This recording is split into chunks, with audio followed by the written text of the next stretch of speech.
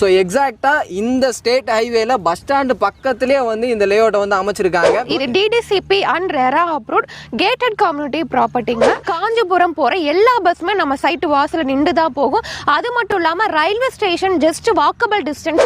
இங்கே ஒரு லேண்ட் வாங்குறாங்க அப்படின்னா கையில் முன்பணமாக ஒரு 3 லட்ச ரூபாய் இருந்தால் போதும். ரிமைனிங் வந்து நாங்களே பேங்க் லோன் வந்து அரேஞ்ச் பண்ணி தரோம்.